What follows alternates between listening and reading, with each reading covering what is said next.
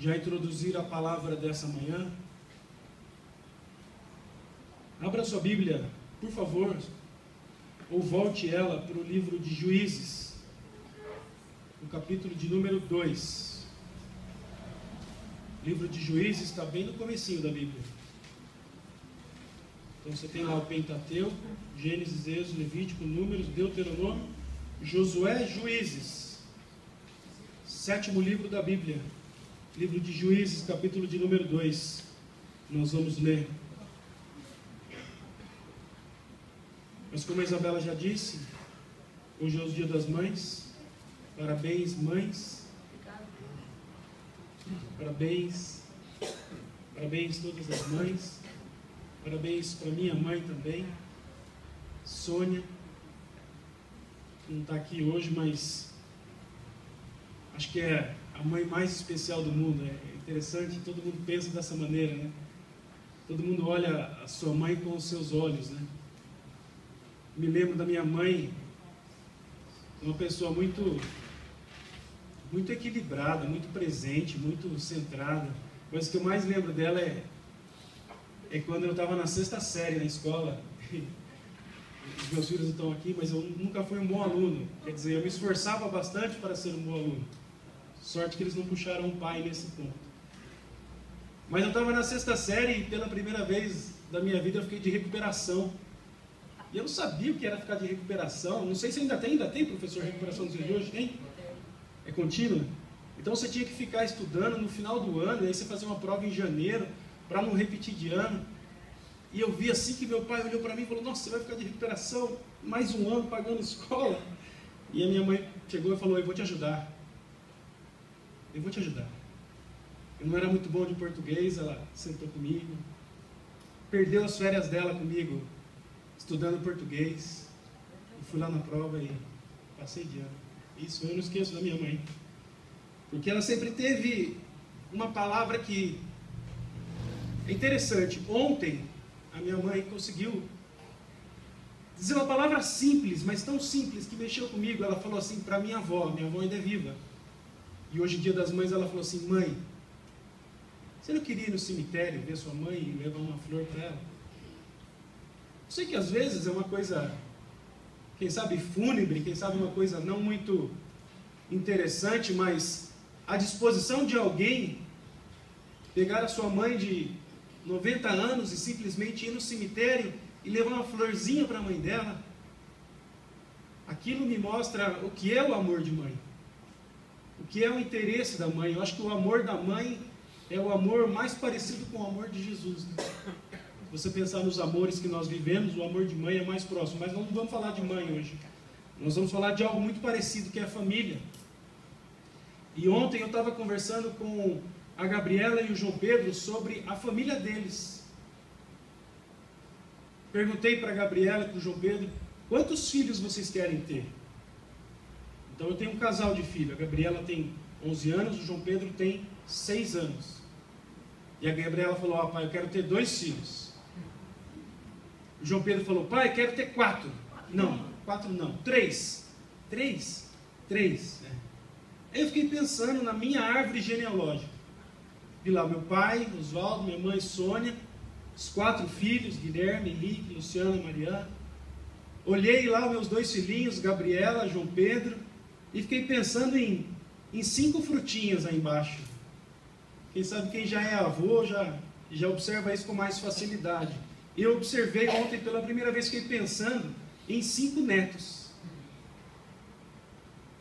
Interessante, fiquei pensando quais seriam as profissões dos meus filhos, como eles estariam financeiramente, aonde eles morariam, como seria a saúde deles, aonde eles estariam, como seria a cara dos meus filhos, será que parecia mais comigo ou mais com a minha esposa? Fiquei pensando em todos os âmbitos da minha família, dos meus netos. E aí eu cheguei e comecei a pensar em como seria a relação dos meus filhos e dos meus netos com Deus. Comecei a pensar nos termos de religião da minha família. E eu fiquei pensando, será que eles vão continuar nesse caminho? Será que os meus filhos vão trilhar o caminho que estamos trilhando? Será que os meus netos vão ter um relacionamento com Deus? Porque na minha casa, eu e minha esposa, normalmente a gente não gosta muito de pensar em religião. A gente prefere pensar em relacionamento com Deus, numa vida dia a dia. Será que os netos vão querer dar a mão para o Senhor e caminhar a vida toda buscando e objetivando o reino de Deus? Eu confesso que no final desse pensamento meu coração começou a ficar meio gelado.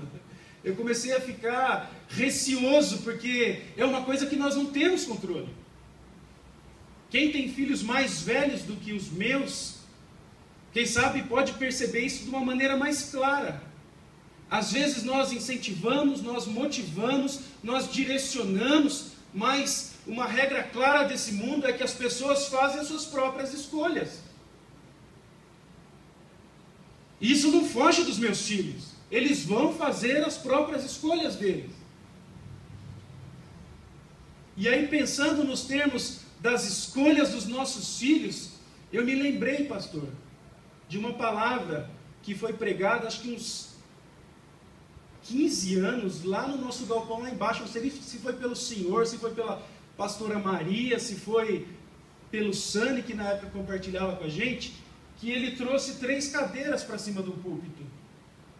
E eu descobri que este é um sermão que é muito pregado, foi muito pregado historicamente nas igrejas. E eu queria contar essa história para vocês nessa manhã.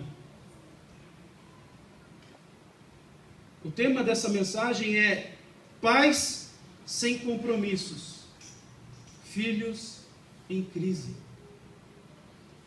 Juízes, capítulo de número 2, verso de número 6. Vamos ler? Diz assim a palavra de Deus: havendo Josué despedido o povo, foram-se os filhos de Israel, cada um a sua herança, para possuírem a terra. Serviu o povo do Senhor todos os dias de Josué, e todos os dias dos anciãos que sobreviveram a Josué, e viram toda aquela grande obra que o Senhor fazia, a qual ele fizera a favor de Israel. Versículo 8: faleceu Josué, filho de Num, servo do Senhor, com a idade de 110 anos, e o sepultaram no termo da sua herança, em Timate-Herês, na região montanhosa de Efraim, para o norte do monte Gaás. Versículo 10: foi também congregada toda aquela geração a seus pais, e outra geração após a deles se levantou, que não conhecia o Senhor, nem tampouco as obras que ele fizera a Israel. Então fizeram os filhos de Israel o que era mal aos olhos do Senhor, e serviram aos Baalins. Deixaram o Senhor Deus de seus pais, que os tirara da terra do Egito.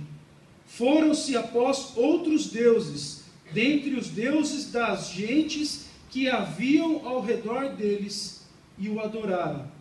Provocaram a ira do Senhor, porque o deixaram e serviam a Baal e a Astarote.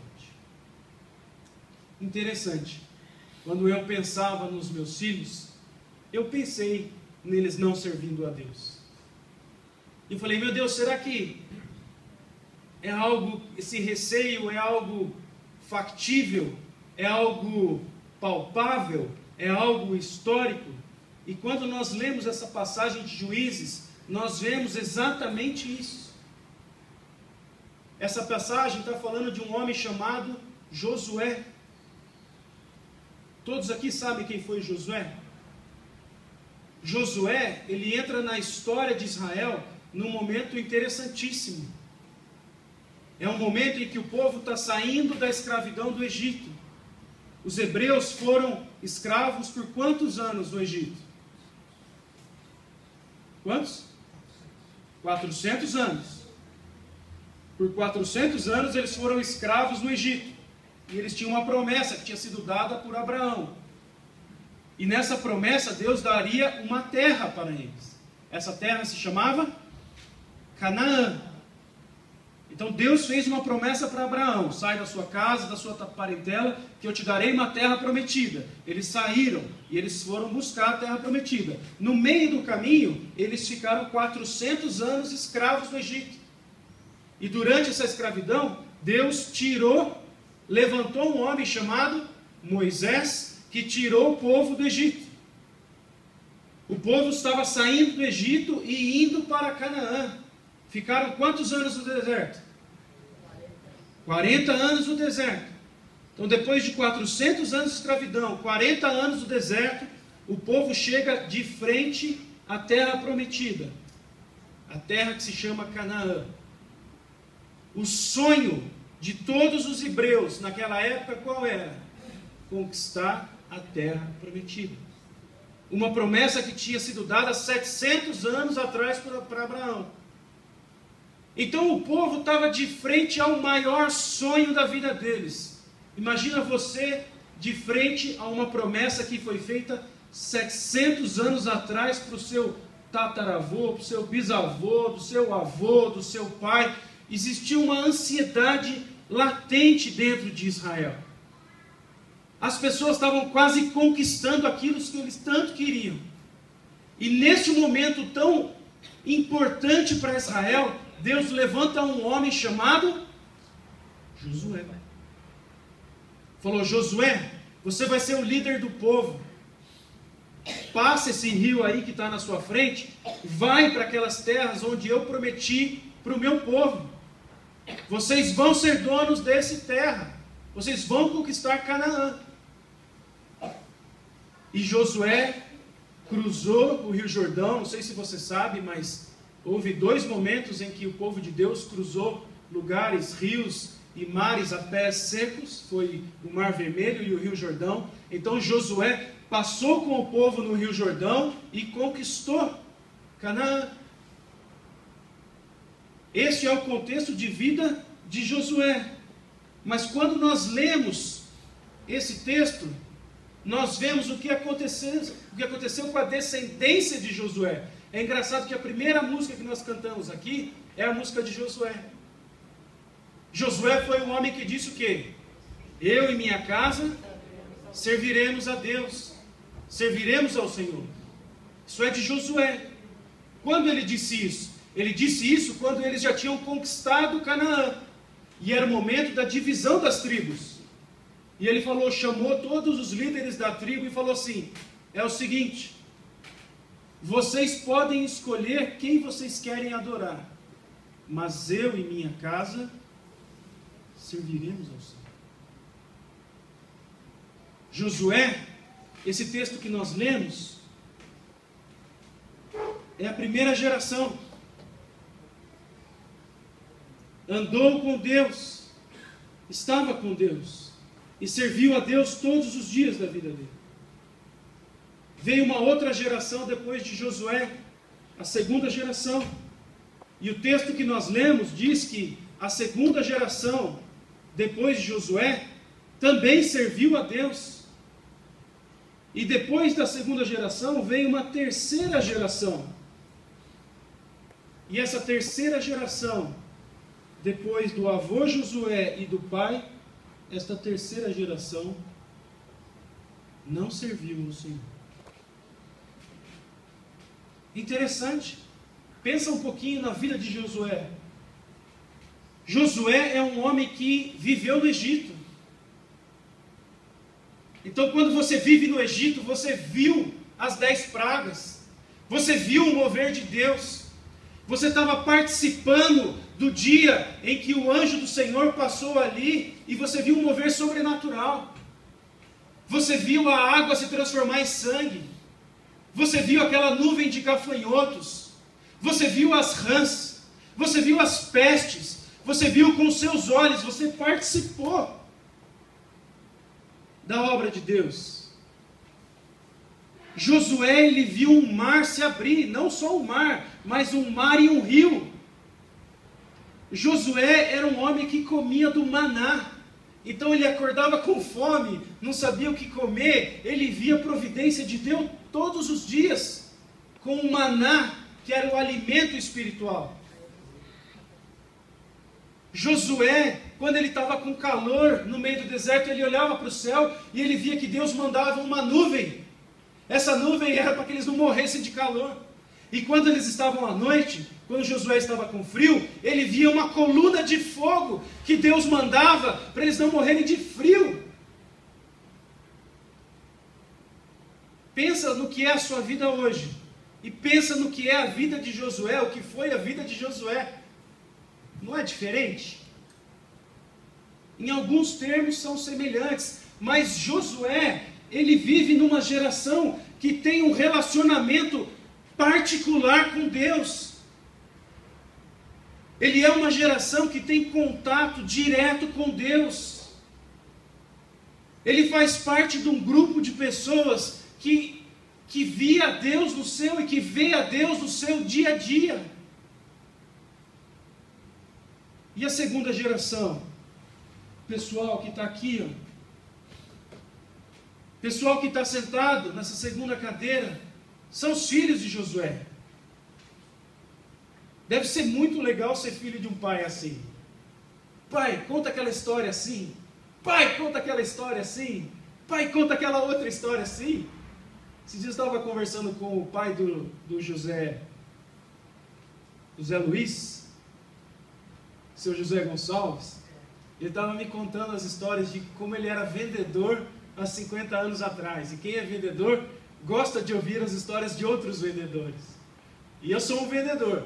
E aí ele estava contando como ele fazia para vender tecido. E eu falava, seu José, conta outra história. Ele falava, não, eu cortava tecido escondido, colocava no meu cavalo, aí eu saía com o cavalo no final de semana e falava para minha esposa, fica aí que eu preciso vender tecido, e saía de cavalo no final de semana, vendia fiado, voltava na segunda-feira, recebia dos clientes, mas batia as metas dele.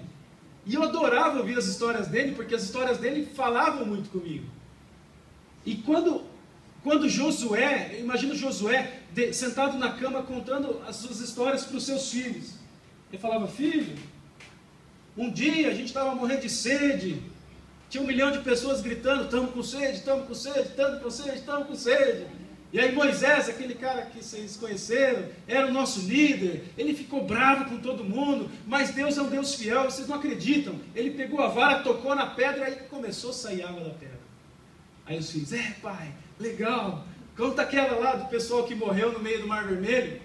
Pô, aquela é legal demais. Nós passamos 1 milhão de pessoas no meio do mar, aí o mar fechou e morreram todos os romanos, a gente venceu. E os filhos, de Josué, eles viviam nas histórias dos seus pais. Eles eram alimentados pelas vivências do pai.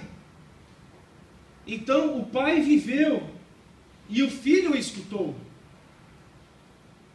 Os filhos de Josué, eles falam muito de pessoas que ouvem, tem inúmeras histórias para contar do seu pai, mas não desenvolvem um relacionamento particular com o Senhor. Isso é interessante. Por exemplo, quando você pega na vida de filhos de pastores. Pastor é um exemplo para a comunidade, é um exemplo para a sua família, é um exemplo para os seus vizinhos. Mas os seus filhos têm um enorme desafio. O desafio de não ficar dependente do mover de Deus na vida dos pais. Esses são os filhos dos pastores. E aí eu fico pensando nos meus filhos. E não há nada que eu falo, filho, levante daí, sente aqui, que os faça levantarem e se sentarem em outras cadeiras. É o Espírito Santo que leva as pessoas que estão sentadas aqui a querer, a buscar, ter um relacionamento próprio e particular com o Senhor. Agora acontece que esse perfil de gente aqui, muitas vezes os filhos de Josué não oravam. Porque eles estavam doentes, o que eles faziam? Pai, ora para mim. Sabe aquele tipo de cristão famoso, já conhecido como 6 horas? 6 horas para mim? Ora, nós vamos orar. Nossa vida é de oração, nós vamos orar até os últimos dias das nossas vidas. Essa casa será chamada casa de oração.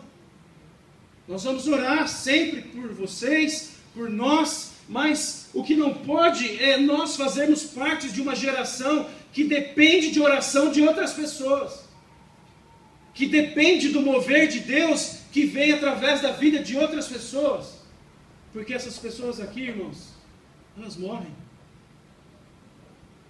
Por mais que nós sabemos que o pastor Justino vai viver 120 anos, se quer viver isso, irmãos, nós precisamos desenvolver uma autonomia espiritual. Nós precisamos aprender a usar as nossas próprias pernas, ajoelhar e andar com as nossas próprias pernas. Acredito que esse é o maior desejo do pastor.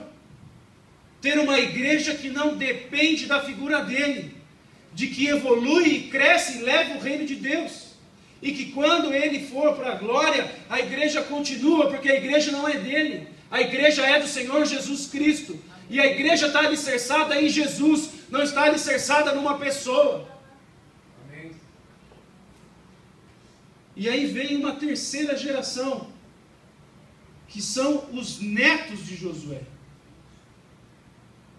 Os netos de Josué, eles sabem que o avô era um grande homem. Ainda são nutridos pelas histórias do avô. Mas o pai, nem tanto. Meu avô orava, meu pai pedia para o meu avô orar. Então essa geração, ela não foi alimentada pelos pais. O que aconteceu com a terceira geração de Josué? Versículo 12. Deixaram o Senhor Deus de seus pais, que os tiraram da terra do Egito. Foram-se após outros deuses, dentre os deuses das gentes que haviam ao redor deles. Aqui aconteceu a promessa que foi dada 700 anos atrás para o povo hebreu. 700 anos. 2 gerações depois, o que aconteceu? Essa geração já estava seguindo outros caminhos. Eu me lembro que na palavra que eu ouvi, foram dados nomes a essas cadeiras. E o primeiro nome se chamava relacionamento. O segundo nome, religiosidade. O terceiro nome, vazio. Tem muitas histórias de famílias na Bíblia que seguiram este caminho, infelizmente. Pensa, por exemplo, na família de Davi. Davi, família real. Não estou falando de qualquer família, estou falando de uma dinastia real. Os reis de Israel. Davi, seu filho, seu neto. Davi sentou aonde? Davi tinha um relacionamento próximo com Deus. Davi era um homem de adoração e oração como estilo de vida. Davi era um homem que, antes de pensar em si mesmo, pensava em Deus, se as atitudes deles estavam agradando a Deus. Errou muitas vezes, mas era um homem que quando errava, ele se ajoelhava, ele se rasgava, ele se colocava diante de Deus como uma pessoa limitada, dizendo: Pai, eu errei. Quando o profeta chega para Davi e fala: Davi, você pecou. Davi, ele não fugiu da responsabilidade dele. Ele fala: eu errei. Errei sim. Mas ele se coloca de joelhos. Ele pede perdão ao Senhor. E restaura o seu relacionamento com o Senhor.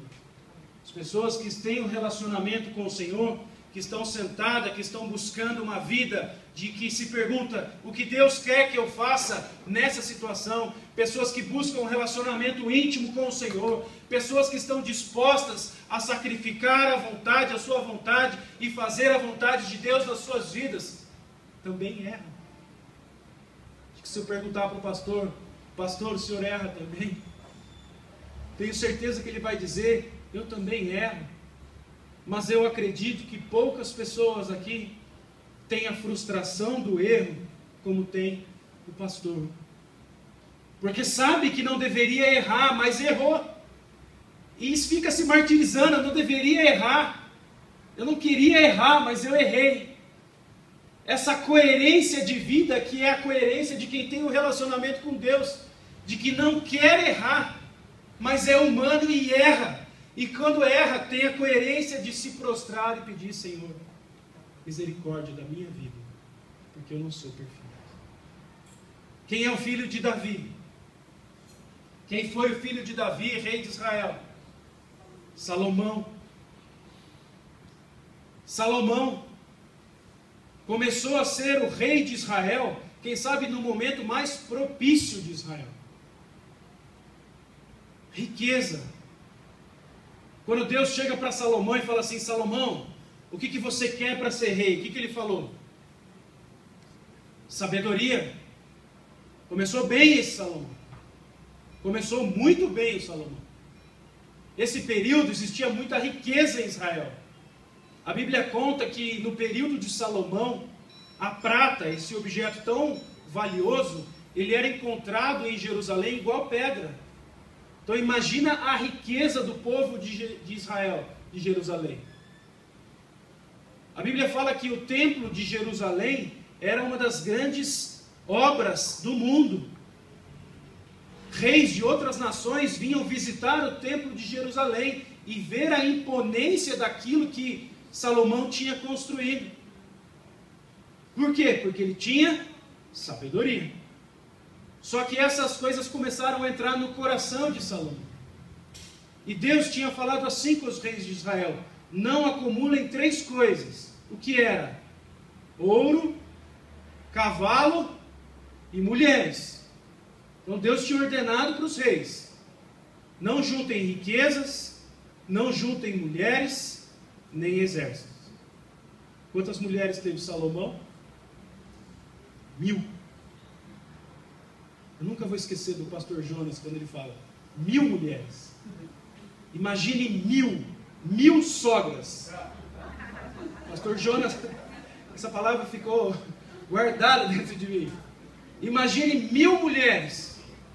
Salomão teve 700 mulheres e 300 concubinas. Salomão foi o homem mais sábio. Neste momento de riqueza, no momento mais rico de Israel. E aquilo começou a entrar no coração dele. E as mulheres que Salomão trazia para ser as suas princesas, elas tinham seus deuses. Então as mulheres chegavam para Salomão e falavam: Salomão, você não pode construir um templo para o meu pai? E Salomão, com dinheiro e com amor, construía um templo para um deus de uma das mulheres.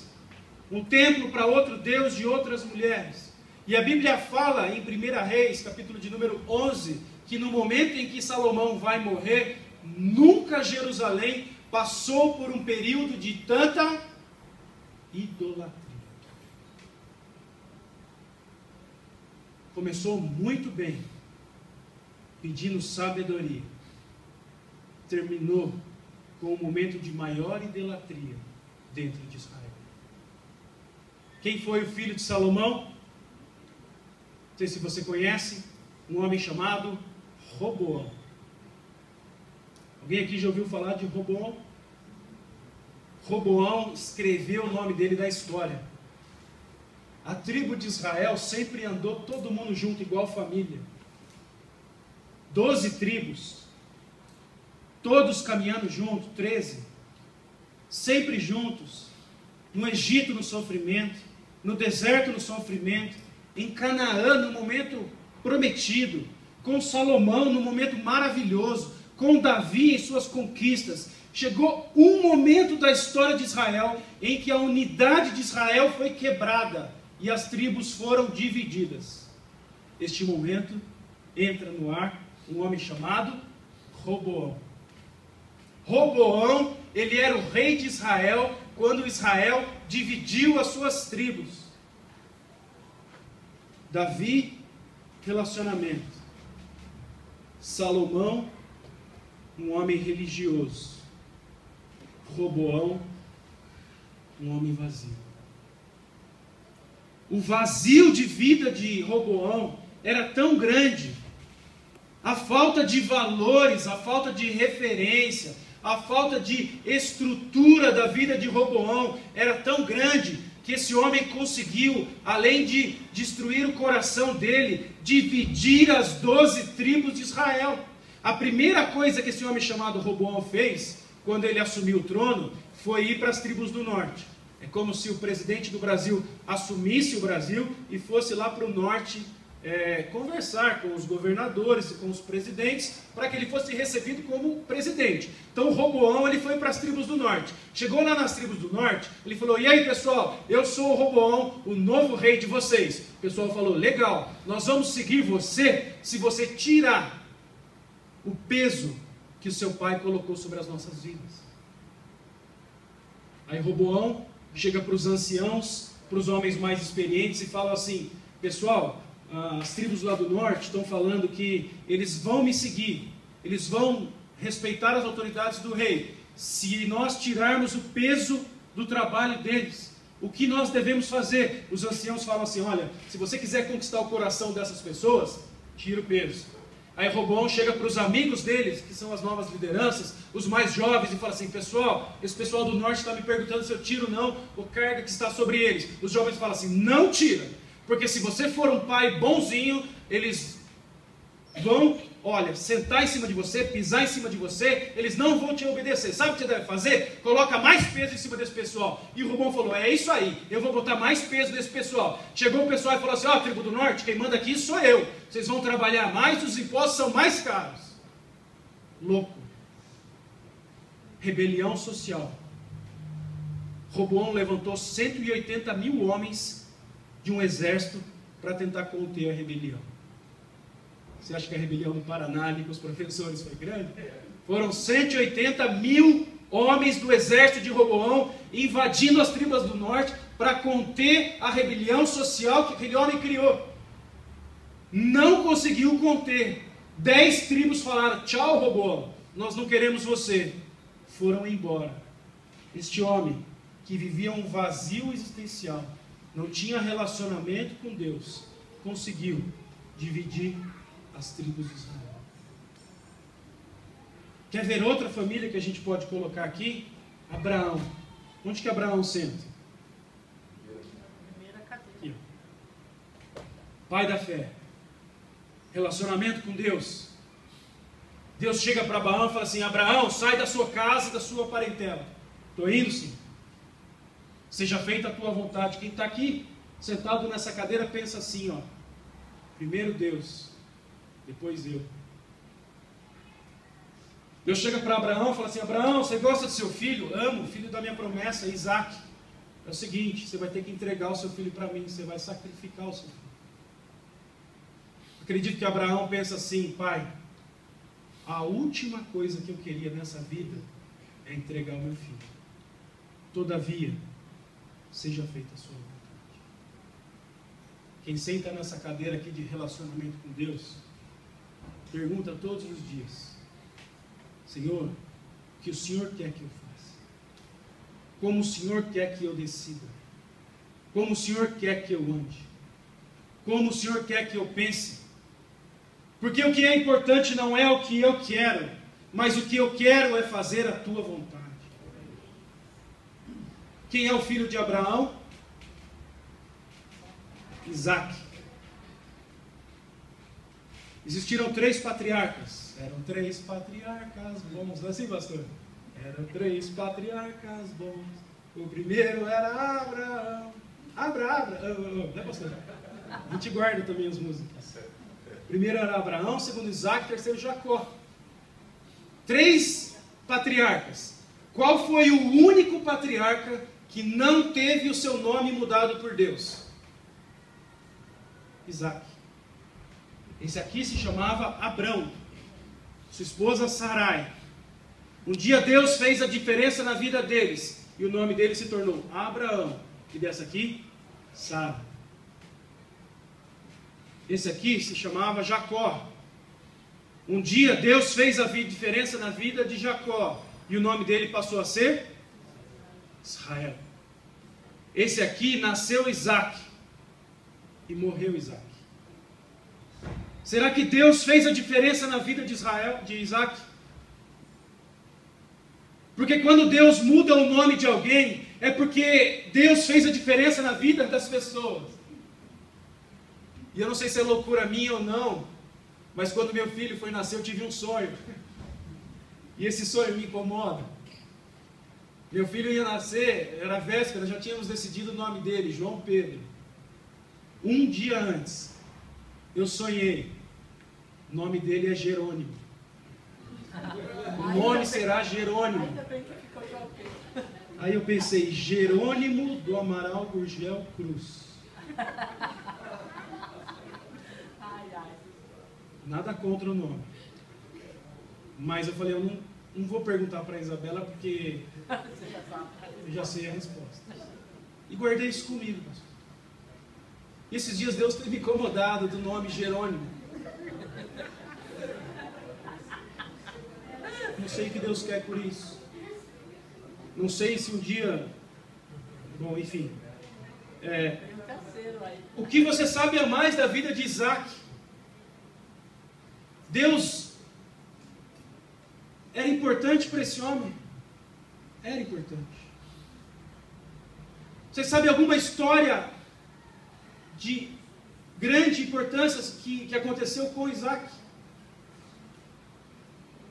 Uma coisa meio morna, não é? Os estudiosos dizem que Isaac era filho de um grande homem e foi pai de um grande filho. Mas Isaac mesmo ouvia histórias maravilhosas do seu pai. Era um homem religioso. Tinha um relacionamento com Deus baseado nas histórias dos pais. Mas não teve um relacionamento próprio, íntimo e grande com o Senhor. Nasceu o filho dele, Jacó. Olha o nome que ele escolheu. Usurpador, enganador. Jacó brigava com o filho, com o irmão, desde o ventre da mãe. Imagina 2 filhos brigando no ventre da mãe, imagina. Já não aguento às vezes meus 2 filhos brigando dentro de casa, imagina dentro do ventre da mãe. Um homem que mentiu para o pai, mentiu para a mãe, roubou a primogenitura. O que é a primogenitura? É o direito dos filhos mais velhos a terem a principal parte da herança do pai. Esse homem roubou, ladrão, fugiu, vive um vazio existencial. Relacionamento com Deus, religiosidade, vazio. E aí eu fico pensando, se aconteceu com Josué, se aconteceu com Abraão, se aconteceu com Davi, por que não pode acontecer comigo? Por que não pode acontecer com você? Sabe como o Novo Testamento chama essas pessoas? Essas pessoas aqui são quentes para Deus. Essas pessoas aqui são mornas para Deus. Essas pessoas aqui são frias para Deus. Essas pessoas quentes, elas falam primeiro o Senhor, depois a minha vontade. Essas pessoas religiosas, elas no domingo elas são quentes, mas na segunda elas são frias. Dentro da igreja elas são quentes, mas em casa elas são frias. Quando conversam com o pastor são quentes, mas quando estão no telefone com as amigas são frias. Quando estão em oração são quentes para o Senhor, mas quando estão em casa muitas vezes são uma tristeza para os filhos. Perdão da palavra, mas o que o Senhor fala das pessoas mornas serão vomitados do Senhor. Eu fiquei pensando nesses termos e pensei qual a capacidade que eu tenho de levar os meus filhos de uma cadeira para outra. Nenhuma. Eu posso ensinar um caminho, mas os meus filhos vão ter as escolhas dele.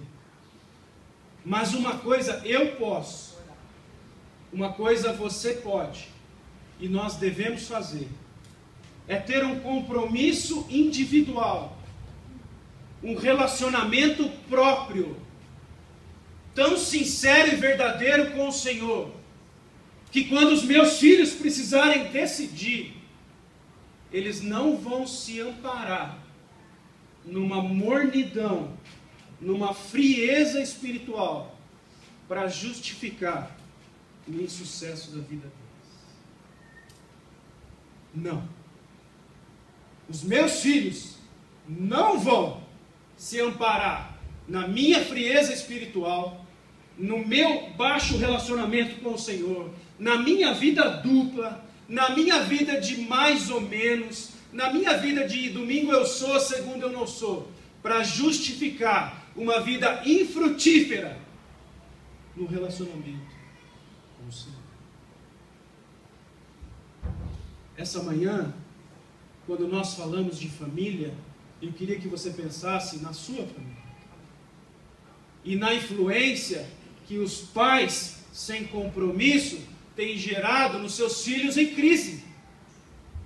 O que mais nós vemos nos dias de hoje, professores podem dizer, filhos em crise, crise existencial. Eu não sei quem que eu vou servir, eu não quero servir o Deus do meu pai, porque se é para ser igual ao meu pai eu não quero ser. Porque no domingo na segunda não é. Na igreja em casa não é. Eu não quero isso para mim. Mas também não sabe o que colocar no lugar. E aí nós vivemos uma geração de jovens, de adolescentes em crise. Dentro das igrejas, o que mais tem é pessoas em crise. O convite nessa manhã é para que nós, todos nós, levantemos daqui ou daqui e sentemos aqui. E não tenha vergonha de onde você está sentado. Davi sentou aqui, Abraão sentou aqui. Mas o que eles tiveram na vida deles foi uma predisposição de um dia chegar. Eu não quero mais viver uma vida de religiosidade. Eu não quero mais viver um vazio existencial. Eu quero viver uma vida de relacionamento com o Senhor. E não é só porque Deus tem que agir e quer agir através da minha vida. É porque eu sou o exemplo dos meus filhos, dos meus sobrinhos. Eu sou o exemplo dos meus vizinhos. Eu sou o exemplo dessa geração. Uma das passagens que eu me lembro do pastor pregando também, que é muito legal, o pastor pregou diversas vezes, é a briga de Jacó com o anjo do Senhor. Peniel, né, pastor? Vale de Jaboque. Jacó era um cara que estava sentado ali. E chegou um dia que ele falou assim, não, eu lembro do meu avô. Eu sei o que Deus tem para a minha vida.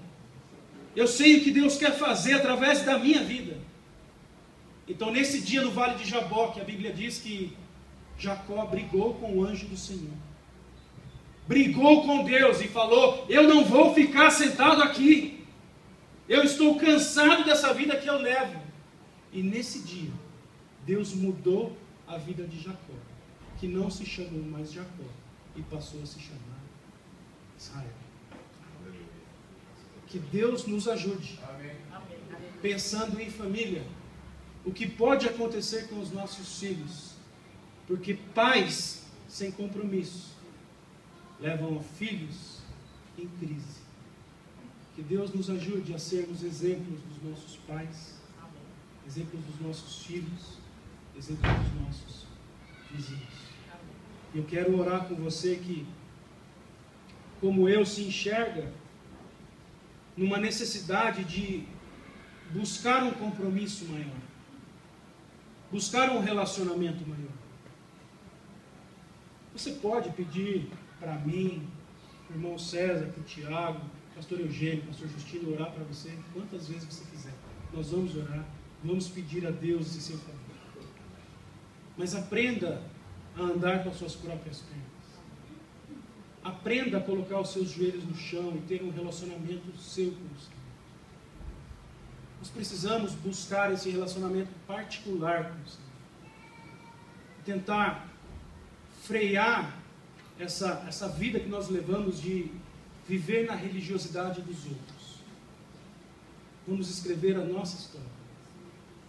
Eu queria orar com você, que entende essa palavra e que entende que gostaria de estar numa outra cadeira ou fazer parte de uma outra geração. Eu queria que você ficasse em pé para que nós pudéssemos orar. Porque é o Espírito Santo que faz isso.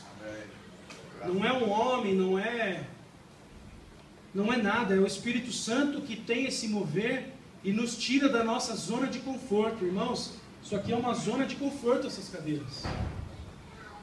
É muito gostoso ter um pai pastor, um pai Abraão, um pai Davi, porque você sabe que Deus está com ele e o mover de Deus está na vida dele. E se você estiver perto dessa pessoa, você vai ser abençoado também. Mas mais gostoso do que isso é você ser um instrumento de Deus. É você ser a pessoa que ajuda as pessoas a encontrar um novo e vivo caminho. Sabe por que é importante a gente sentar numa cadeira de relacionamento com o Senhor? Principalmente porque nós levamos as pessoas a conhecer o reino de Deus, a conhecer o plano da salvação. Às vezes nós passamos a vida inteira sentados numa cadeira de religiosidade e não somos agentes de mudança que levam pessoas a conhecer o Senhor Jesus e a experimentar o reino de Deus. O reino de Deus está chegando. O reino de Deus está próximo. Aquilo que foi escrito lá no começo vai se cumprir. Aqueles que creem no Senhor Jesus serão salvos. Aqueles que vivem um relacionamento com o Senhor viverão com o Senhor eternamente. Eu não sei o que acontece com quem está sentado nessas cadeiras. Eu sei o que acontece com quem está sentado nesta cadeira. Se você nessa manhã ainda não aceitou Jesus como Senhor e Salvador da sua vida e não conhece o reino de Deus, você tem uma chance. Se você está sentado em cadeiras de religiosidade ou quem sabe num vazio de Deus, você tem outra chance. Deus é o Deus que faz nova todas as cores. Ele nos dá chance. Chance atrás de chance. Deus, nessa manhã nós queremos, assim como Davi, Senhor, nos arrepender das nossas falhas, pedir perdão, Senhor, pelos nossos erros, Senhor. O Senhor sabe que nós somos humanos, nós erramos, falhamos, tropeçamos e caímos, Senhor. Mas Deus, não deixe com que a mesmice da falta de santidade, a mesmice, Senhor, dessa vida que contempla e convive com o pecado, Senhor, continue nas nossas vidas. Deus, nós queremos nos abrir diante do Senhor e sermos sinceros, Senhor, sermos sinceros diante de Ti, como vasos rachados, como falhos que somos. Nós queremos nos humilhar diante de Ti. Deus, nós queremos nos abrir diante do Senhor e dizer: papai, nós falhamos e erramos, Senhor. Nos ajuda a ser pessoas melhores. Deus, nos ajuda a fugir do pecado. Nos traz essa santidade que às vezes está tão escondida, Senhor, que é tão careta nesse mundo, Senhor, que é tão vergonhosa nesse mundo, Senhor, mas que é o pré-requisito do Senhor. Ó Deus, a santidade que o Senhor busca neste mundo, Senhor. Deus, me faz um careta do Senhor. Amém. Deus, nos faz pessoas que estão fugindo dos padrões deste mundo e assumindo os padrões do Senhor. Mais do que isso, Senhor, mais do que clamar pelo perdão do Senhor, Deus, se a nossa vida tem sido vazia, se nós estamos em crise, ou se nós vivemos em uma religiosidade, Pai, nós precisamos do Teu Espírito Santo. Nós não somos capazes, Senhor, de levantar de um dia para o outro e mudar de cadeira. Não, Pai. É o Espírito Santo do Senhor que nos leva a sentar nessa cadeira e dizer primeiro o Senhor e depois eu, Senhor. Nós não queremos mais viver pensando primeiro eu e depois o Senhor. Não, Senhor. Não queremos viver um evangelho que é conforme a nossa vontade, Senhor.